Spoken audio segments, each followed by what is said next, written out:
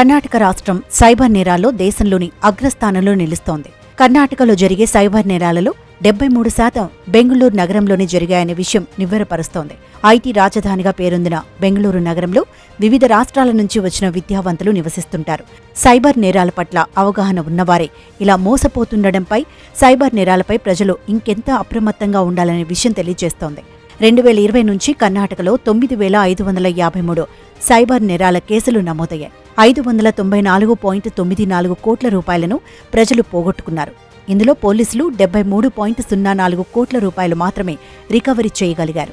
Cyber కేటుగాళ్లు ఎక్కువగా ఉద్యోగాలు ఇప్పిస్తామని నమ్మించి అమాయకుల నుంచి నగదు దోచుకోవడం, నకిలీ లోన్ యాప్ ద్వారా రుణాలను మంజూరు చేయిస్తామనే ఆశ కల్పించడం వంటివి ఉన్నాయి.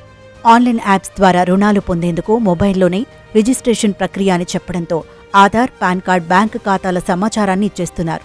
నకిలీ యాప్ల ద్వారా మొబైల్లోని వ్యక్తిగత సమాచారం మొత్తం మోసగాళ్లు దోచుకోవడమే కాదు, బాధితుల ఫోటోలు, వీడియోలను మార్ఫింగ్ చేసి బ్లాక్మెయిల్కు పాల్పడే ఘటనలు వెలుగు చూస్తున్నాయి. ఇటీవలి కొత్త రకం మోసాలకు తెరలేపారు.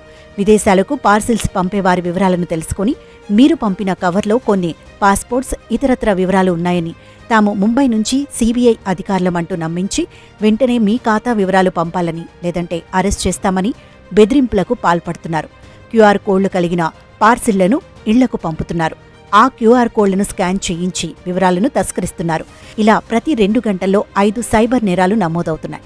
మోసపోయిన వారిలో చాలా మంది పోలీసులకు ఫిర్యాదు కూడా చేయడం లేదు. కొందరు బాధితులు మాత్రమే 112 నెంబర్కు ఫోన్ చేసి ఫిర్యాదు చేస్తున్నారు. షేర్ మార్కెట్లో పెట్టుబడి పెట్టాలనే ఆలోచనతో సరైన అవగాహన లేక నకిలీ యాప్లతో మోసపోతున్నారు. మంగళూరుకు చెందిన మహిళ 1.65 కోట్ల రూపాయలు మోసపోయానని సైబర్ క్రైమ్ పోలీసులకు ఫిర్యాదు చేసింది. అంకితా పటేల్ అనే మహిళ fidelity pearl of south Asia అనే గ్రూప్లో చేర్పించి జూన్ 26 నుంచి జూలై 31 వరకు వేర్వేరు కంపెనీల్లో ఒక యాప్ ద్వారా పెట్టుబడి పెట్టించిందని చెప్పింది. ఇప్పుడు ఆ యాప్ పనిచేయకపోవడం, అంకితా పటేల్ ఫోన్ ఆగిపోవడంతో మోసపోయినట్లు గుర్తించింది. చివరకు పోలీసులకు ఫిర్యాదు చేసింది. ఇలా అనేక రకాలుగా ప్రజలను సైబర్ నేరస్తులు నిత్యం మోసగిస్తూనే ఉన్నారు.